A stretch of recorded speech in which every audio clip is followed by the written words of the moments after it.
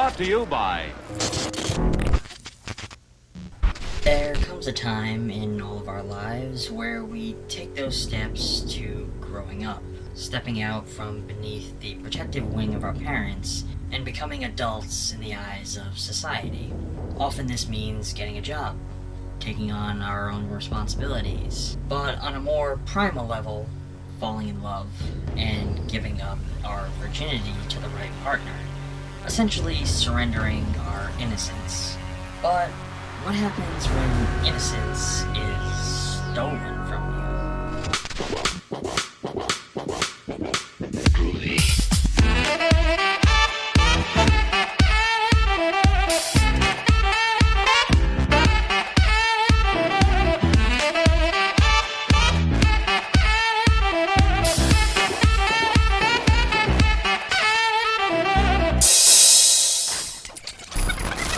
As you all know by now, I love movies. Some would probably say to an unhealthy degree.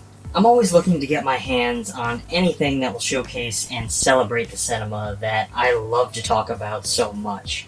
And for years, I have had my eye on Movie Palette. Movie Palette is one of the most unique forms of movie-related art that I have ever seen. At Movie Palette, they craft colorful paintings of your favorite films. Movie Palette consists of stripes of colors carefully chosen by their team of artists. Every stripe represents a color of a particular scene in the movie, and each stripe is put in chronological order, giving you a perfect representation of your favorite films in one beautiful work of art. Each piece is handcrafted with the highest attention to quality and detail. Movie Palette is an eye-catching and unique piece of artwork that holds a deep secret. Your friends and family will be intrigued by the fascinating story that each Movie Palette has to tell. The designers at Movie Palette use patented technology to determine the most prominent colors from each movie scene. These colors are then strategically laid out side by side in chronological order. The width of each stripe represents the length of the scene. The effect is a stunning and accurate representation of the colors and vibrancy found in your favorite movies. As its secret is revealed, Movie Palette is sure to become a conversation piece, as you try and guess which color represents which scene.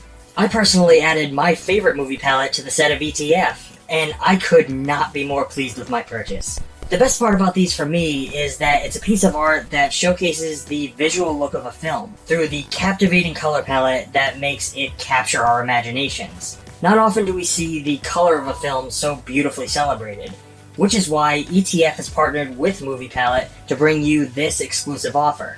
Just head on over to moviepalette.com, choose the movie palette of your favorite film, and use the promo code EMBRACE15 at checkout to get 15% off your purchase. That's EMBRACE15 to get 15% off your purchase from Movie Palette. Hello friends, and welcome back to ETF.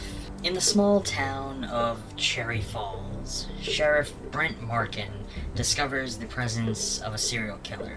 Since the perpetrator has been targeting only virgins, both male and female, the deaths cause panic in much of the local high school population. Sheriff Markin's daughter, Jody, is among the potential victims, since she has yet to sleep with her boyfriend, Kenny Ascot. Can this lawman stop the killer before he goes after the one precious thing he holds dear? Or will his dark past come to claim them both? Cherry Falls. This is a little 90s slasher that I saw when I was very young. Possibly far too young, given that it seems to be a trend in my life. Though back then, its themes never landed as well as they do now. The opening of this film is classic Hookman-style urban legend. Two horned-up teens parked out at a secluded spot are descended on by a killer, but this killer is different than most other slashers. This one specifically targets virgins. Brittany Murphy stars as our virginal protagonist, looking adorably cute, as if she were a cross between Ali Sheedy from The Breakfast Club and Wednesday Addams. In fact, this is one on a short list of films that I can think of off the top of my head that focuses on edgy punk kids as our protagonists. But since about half the kids in this town seem to be part of this clique, I guess it makes sense. This film did come out in the 90s, so goth, punk, grunge were all very popular style choices. Like most slasher protagonists, despite her style choices, she hosts a wealth of morals. But with fucking Kyle Reese as her father, I guess that's not a surprise. Outside of Brittany Murphy and Michael Biehn, most of our cast is populated by that guys and that girls, which I feel helps keep the film somewhat grounded in a way. We do, however, get a small cameo by DJ Qualls as one of the random unnamed nerds of the school. Due to the virgin killing concept, the film is loaded with sexuality, even in places it shouldn't be. Like when we see a girl pining over a hot guy while the whole school mourns a murder. Or when our protagonist's father, the sheriff, is teaching her self-defense and they share a slightly awkward but brief moment on top of one another.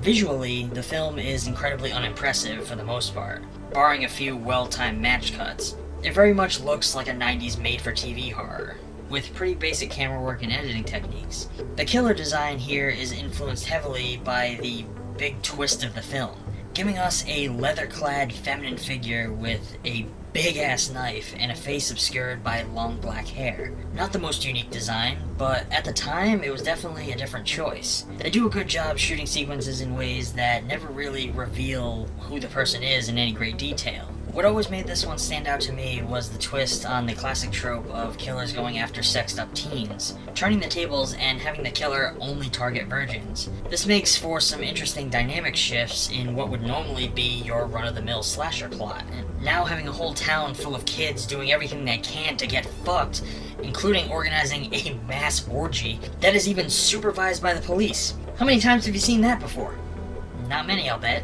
Obviously, this twist on the classic formula makes for situations that are somewhat comical, but also oddly horrific in a different way. Another thing I like about this movie is how everyone just feels slightly off. The teacher feels a little too touchy-feely, the mother feels like she's always on drugs, like she's just slightly out of it, which we do see her drinking a couple times throughout, just to name a couple.